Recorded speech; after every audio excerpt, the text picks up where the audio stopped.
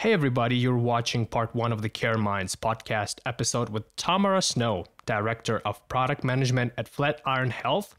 In this part one of the episode, Tamara shares her professional journey at Flatiron Health, one of the proven tactics of getting into product management if you happen to work in the organization where this position is open, and the #1 PM discovery tool. Let's get started. Tamara, thank you very much for joining this CareMinds podcast episode. It's great to have you here. Yeah, thanks for having me. Tamara, you have a pretty interesting background. Your career journey started with clinical trials in cancer research space to now being a director of product management in Flatiron. And together with you, I wanted to explore the topics of getting into product management and also advising like larger pharma companies, what kind of skills go into that.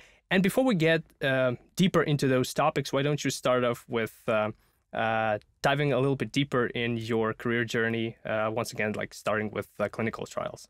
Yeah, happy to. So I've spent over 10 years now working in the healthcare space. I have really been just making transitions as I found new problems or challenges that I was excited to help tackle. So I started off going into university thinking I wanted to be a doctor. So I wanted to get exposure to patient care and clinical work. And so I became an EMT and then also worked as a clinical research coordinator for some early phase trials supporting the CAR T cell program for cancer patients. And what I realized during that work is that I got the most joy solving those operational and strategic challenges in these environments.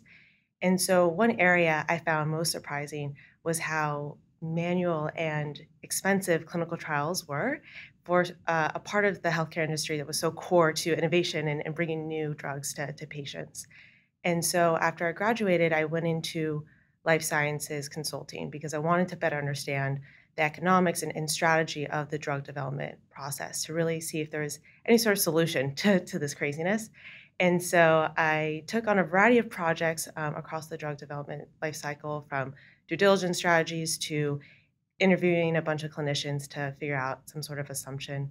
And while working on those projects, I heard of Flatiron Health and how they were developing these data sets to really streamline the decision-making process in cancer research. And I thought, wow, I want this data product. I know my customers want this data product.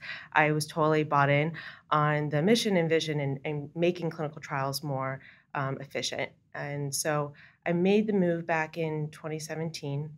And I started off in a partnerships role where I was really helping to find opportunities for biotech and biopharma companies to leverage Flatiron's data to help them make those drug development decisions.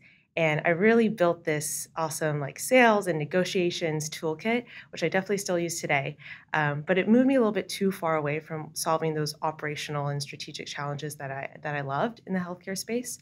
So I looked a lot around the room and I was like, I feel like the product manager hat is solving those problems that I want to be solving for Flatiron. And so I made the pivot to the product role. And I started off by helping to scale one of our real world data products that links to external genomics data to help create this precision medicine data product. And it's been a ton of fun to really grow and develop that and really help it become a really core business line for Flatiron. And it's also been really rewarding to see my customers use this data product to really advance their clinical decision or their drug development decision making. But one pain point we continue to see is customers not having enough resourcing or skill sets internally for them to actually analyze our data products. And so we definitely saw a need to not just deliver the data, but also the insights on top of the data. And so with this kind of shift in broader Flatiron strategy, I capitalized on the opportunity to expand my scope to also build a team to help commercialize these dashboards and analytic tooling on top of our data products to really help bring those insights directly to the customer. And it's been a ton of fun building and managing this new team that's now thinking about this UI on top of our data sets and not just thinking about the underlying data. Definitely a totally new set of challenges that I'm tackling. So all this to say, after spending several years in the healthcare space, I definitely think the product hat is the one I love the most, and definitely continue wanting to play that role in the future. So excited to talk to you all day about that journey. I like that you've mentioned that Flatiron basically, with your help, transformed their business model from providing data sets to like big pharma companies that are working on like a very complex tasks of like getting anything approved in pharma is super slow and requires so much attention to detail, to commercializing the data and helping the end patient. I wanted to ask you what kind of qualities in retrospect helped you transferring from a consultant to a product manager? Yeah, so I think there's several ways that I've seen folks kind of make that move into product, right? It's not really the standard path. And as I mentioned, the way I did it was via this internal transfer. And it's definitely a path I've seen done several times. And so I think the folks that are successful in that like internal transfer, they've come from a variety of roles, everything from business like sales and finance like myself to more of those technical roles like engineering and data science. And so I really think what's been core to success, regardless of where you're coming from in that internal transfer, is to really identify that product role or team that aligns best with your current skill set, so it helps make it a less risky bet for the company to transfer you to this totally new function. So in my scenario, as you mentioned, I was in that sales and partnerships role for Flatiron. So I had to have that strong understanding of the company's customers and products and their business model. So me going after an external facing product team definitely made the most sense because you need to have that strong understanding of your customers and how to navigate those discussions and figure out their needs.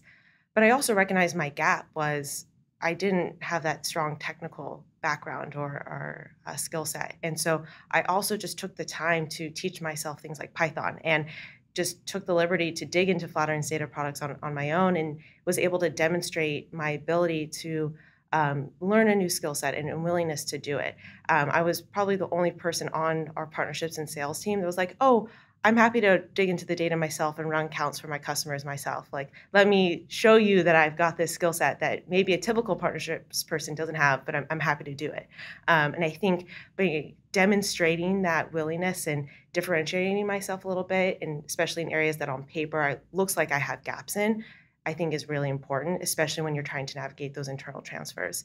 All this to say, though, definitely not a perfect science to this. And I remember having a ton of conversations with folks, even within Flatiron and outside of Flatiron, in terms of how to navigate that path to becoming a PM.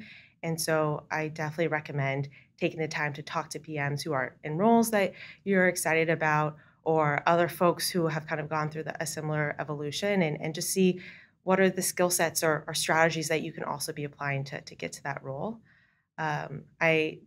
Another just like word of advice for folks who are reaching out to those PMs in their ideal role is to try and not do kind of like a cold outreach. I think the folks that do a warm intro definitely means a lot because you've taken the time to maybe reach out to a friend and navigate the way to like make that connection versus just potentially spamming hundreds of PMs with the same note. And so I definitely recommend personalizing that outreach and making it, again, like more of a warm intro to get that PM to want to help and advise you, and also potentially think about a way that you could give them something in return. Maybe there's something about your industry or your skill set that you could give them in return for their time as well. So yeah, just something else to think about. Cool.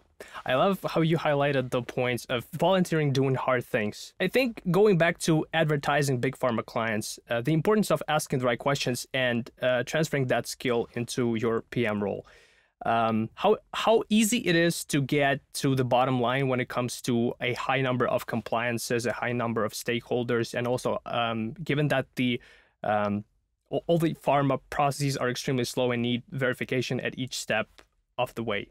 Yeah, it's definitely not easy to like get to the root of the issue or their problem. I think just going back to even my consulting days and how we work with customers even at Flatiron, I think one of the core things is to really build that strong relationship and trust with them. I think if you have that connection, folks are more likely to share their thoughts and share all the information you need to help kind of progress the work forward. So I really think creating a strong relationship from the outside is really important. I also think with like any sort of user research you are doing, it's really important to be asking the right questions and to help get to the root of that problem.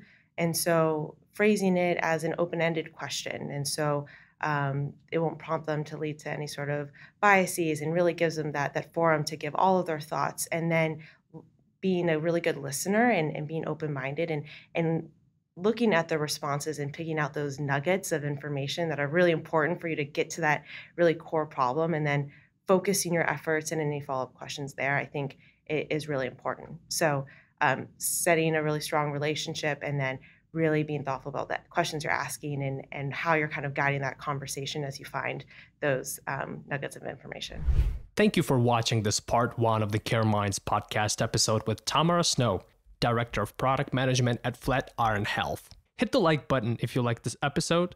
Drop us a comment below. We'd be excited to hear which topics in health tech product management realm we should cover next. Each like and comment we receive pushes this content to like-minded individuals like yourself. So help spreading the word and stay tuned for the part 2.